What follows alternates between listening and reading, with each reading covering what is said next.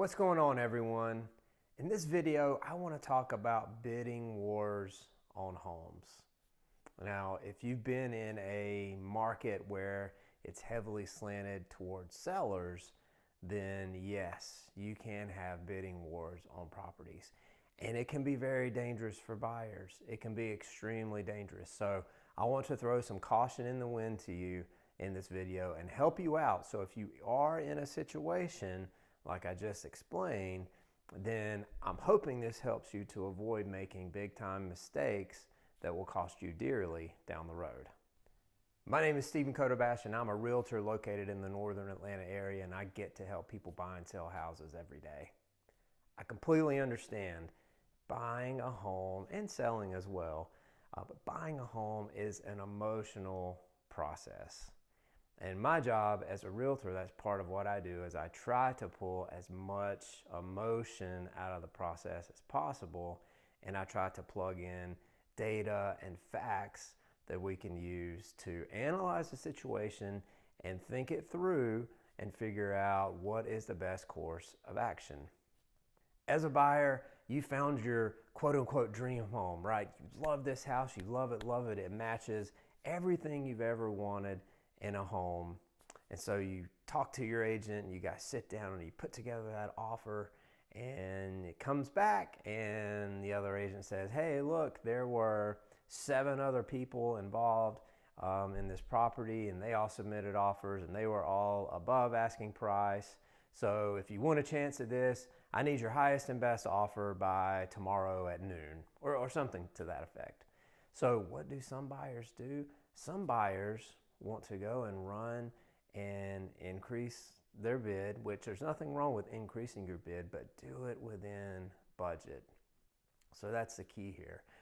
One thing I've read in lots of articles as of late, some people are almost emptying out their bank account. So that's one thing I will say do not do.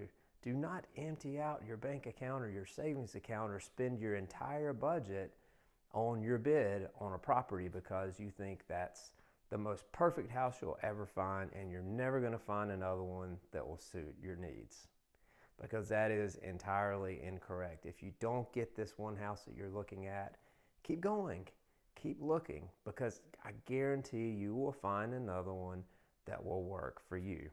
Oftentimes we look at that first property and we think that it's perfect, but I will tell you that there is no such thing as a perfect property. Every property that you look at, there will be pluses and there will be minuses. So keep your head up if you don't get that one, and do not empty out your bank account or do not go over budget, because you'll put yourself in a financially stressful situation, because the last thing you want to do is to move into that house and then you look at your account or you look at your cash flow every month and you say, okay, how in the world am I going to pay for this house now?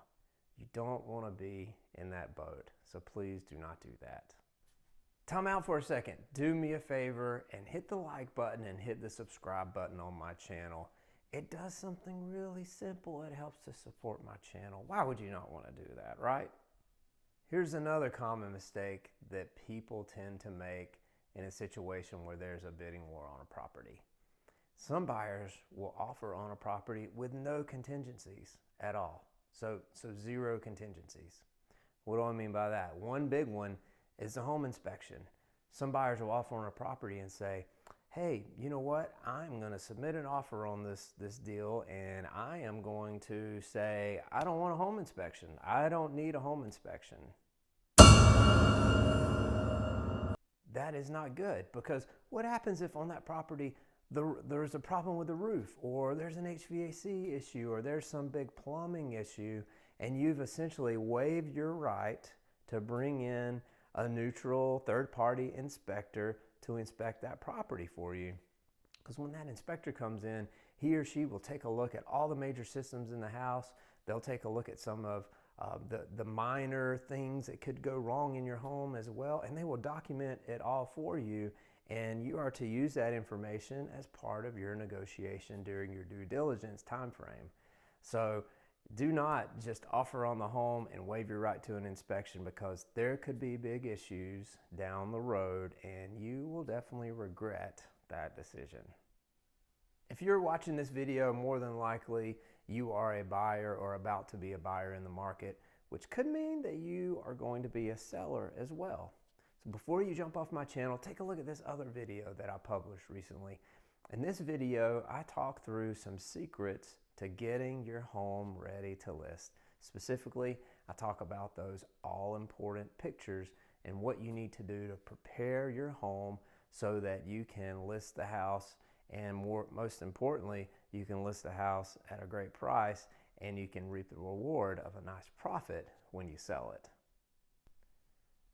Buying a home can be a very emotional process and it can be stressful at times too, but do not add fuel to the fire and make any rash decisions.